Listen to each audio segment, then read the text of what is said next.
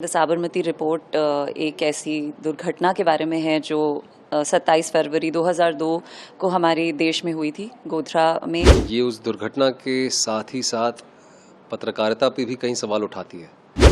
एक ऐसा हादसा हमारे देश में होता है जो हमारी राजनीति को, हमारी राजनीतिक मानसिकता को और एक जो माहौल देश का था इतने सालों से, उसको रातों रात बदल के रख देता है। एक अनफॉर्चुनेट इंसिडेंट के बारे में कुछ पहल हो पाए, कुछ बात हो पाए और उसमें मैं किरदार प्ले कर सकूं, तो मेरे लिए वो बहुत अहम है। ये 15 नवंबर को रिलीज़ हो रही है आपके नज़दीकी सिनेमाघरों में। बहुत ही मेहनत से हमने इस फिल्म को बनाया है और उम्मीद करते हैं कि आपको ये फिल्म पसंद आएगी और आप लोगों को रेकमेंड भी करेंगे। आई थिंक जैसा नाम सजेस्ट करता है, द साबरमती रिपोर्ट एक ऐसी दुर्घटना के बारे में है जो 27 फरवरी 2002 को हमारे देश में हुई थी, गोधरा में। और एक सच है जो सच की एक बात होती है कि वो सच ही रहता है और उसको दिखाने के तरीके बहुत होते हैं, पर्सपेक्टिव्स होते हैं, और हमारी फिल्म बस उसी के बारे में है। जर्नलिज्म से रिलेटेड है, नाम में रिपोर्ट है, तो इसका मतलब जाहिर है कि हम ये बताना चाहते हैं कि क्या रिपोर्टिंग हुई थी, कैसी होनी चाहिए थी, और हम ये दर्शकों को प्रस्तुत करना चाहते हैं ताकि वो खुद देखें और डिसाइड करें फिर कि क्या सच है और कितना सच है। ये बिल्कुल सही कहा आपने कि ये उस दुर्घटना के साथ ही साथ पत्रकारिता पे भी कई सवाल उठाती है।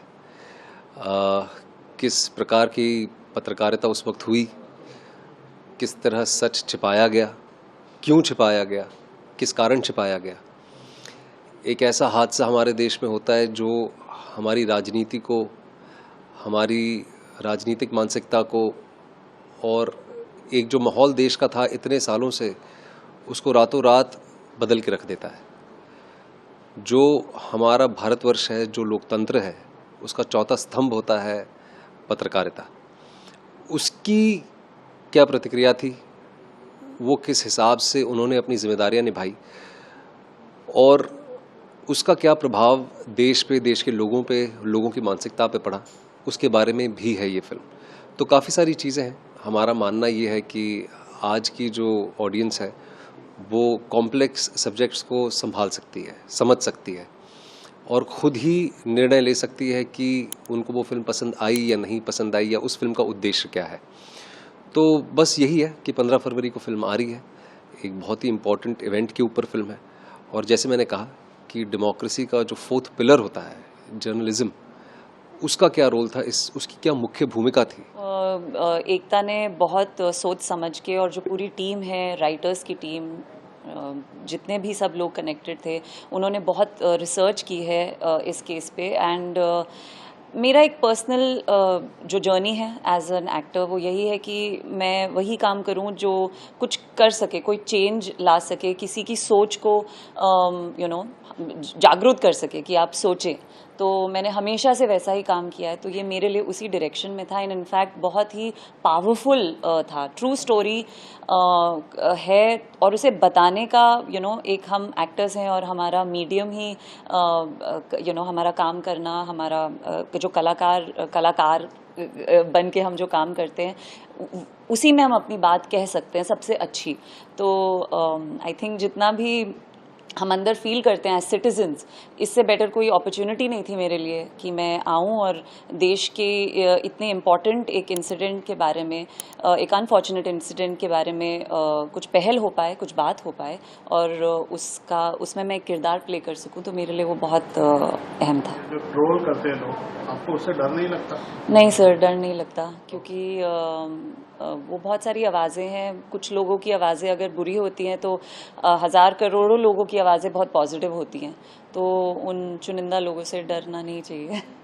सर, मेरा भी यही व्यू पॉइंट है और मेरे बारे में तो हर दूसरे तीसरे हफ्ते कुछ ना कुछ होता रहता है, तो मुझे डर नहीं लगता, बिल्कुल नहीं लगता। क्योंकि जैसे रिद्धि ने बहुत सही कहा कि हम उन चंद मुट्ठी भर लोगों के डर से उस पूरी आवाम के साथ हम इनजस्टिस नहीं कर सकते हैं जो हमारी बात से सहमत है। और जो मेरी फिल्मोग्राफी रही है, जो मेरी कोशिश रही है इतने सालों से कि मैं कुछ ऐसी फिल्में करूं जो लोगों को इंस्पायर कर सके, जो एंटरटेन तो करे ही करे, पर साथ ही साथ में, क्योंकि मेरा ये मानना है कि सिनेमा एक बहुत ही इन्फ्लुएंशियल मीडियम है और मैं ये जो प्रिविलेज है मेरे पास, मैं उसका सही उपयोग कर पाऊँ और लोगों को एंटरटेन करने के साथ साथ इंस्पायर भी कर पाऊँ। और ट्रू स्टोरीज़ करना मुझे पसंद है। बायोपिक मैंने अभी की हाल ही में 12th फेल, लोगों ने उसे भी पसंद किया।